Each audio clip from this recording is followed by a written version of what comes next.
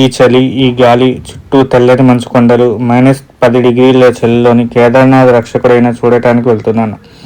ఒక్క అడుగు వేయడానికి సాహసం అనిపిస్తుంది. అసలు భైరవ స్వామిని దర్శించకపోతే కేదార్నాథ్ యాత్ర పూర్తి కాదు.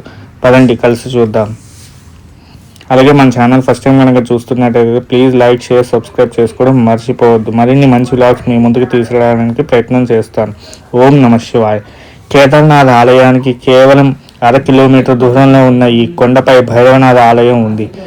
వాతావరణం చాలా భయంకరంగా ఉంది, కానీ భక్తి ముందు భయం ఎక్కడ నిలుస్తుంది చెప్పండి మీరే.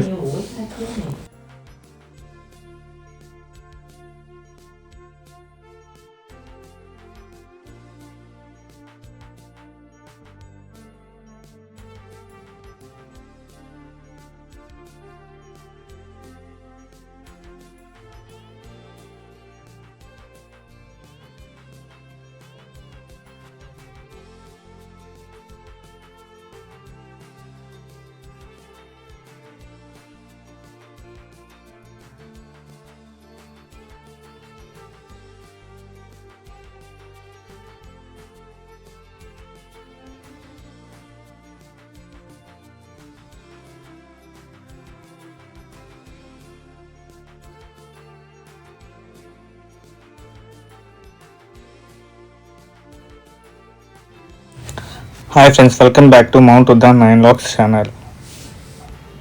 ఫ్రెండ్స్ అందరూ ఎలా ఉన్నారు? సరే, ఇప్పుడు మనం భైరవ స్వామిని దర్శనం చేసుకోవడానికి వెళ్తున్నాం. పురాణాల ప్రకారం శీతాకాలంలో కేదార్నాథ్ ఆలయం మూసి ఉన్నప్పుడు ఈ క్షేత్రాన్ని రక్షించేది భైరవ స్వామిని. అందుకే ఈయన క్షేత్రపాలకుడు అంటారు. చూడండి ఈ విగ్రహం ఎంత శక్తివంతమైన ఉందో. ఫ్రెండ్స్, మీలో ఎంతమంది కేదార్నాథ్ వెళ్ళాలనుకుంటున్నారు 2026లోని, లేదా ఆల్రెడీ వెళ్ళిన వారు అనుభవాన్ని కామెంట్స్ రూపంలో తెలియచేయండి. వీడియో నచ్చినట్టయితే ఇప్పుడే లైక్ చేయండి, షేర్ చేయండి, నన్ను సపోర్ట్ చేయండి.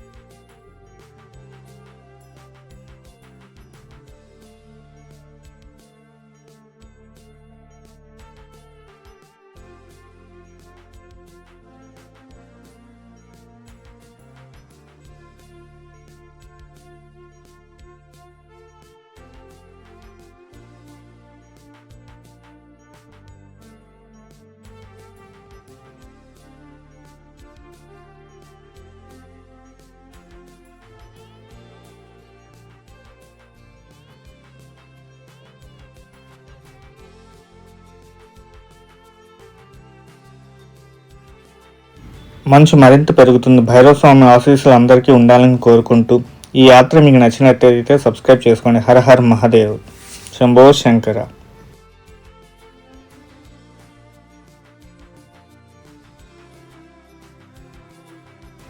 మంచుతో నిండిన హిమాలయాల శిఖరాల మధ్య కేదార్నాథ్ క్షేత్రపాలకుడైన భైరవ స్వామి ఆలయం అద్భుతం దర్శనం ఈ వీడియోలో చూడవచ్చు. ఈ ఆలయాన్ని విశిష్టత ఇక్కడ అక్కడ వాతావరణం మరియు నాలో ఈ యాత్ర ఎదురైన సవాళ్ళు మీతో పంచుకుంటున్నాను. భైరవ బాబా ఆశీస్సుల కోసం ఈ వీడియోని చివరి వరకు చూడండి. తప్పకుండా సబ్స్క్రైబ్ చేసుకోండి.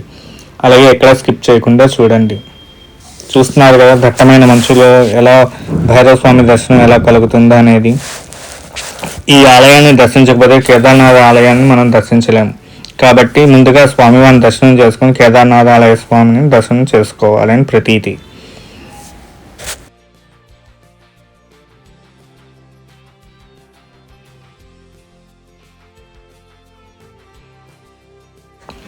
తదుపరి వీడియోలో మళ్ళీ కలుద్దాం. మరిన్ని మంచి వీడియోస్ మీ ముందుకు తీసుకొస్తానని ప్రయత్నం చేస్తాను. అంతవరకు సెలవు. Thanks for watching.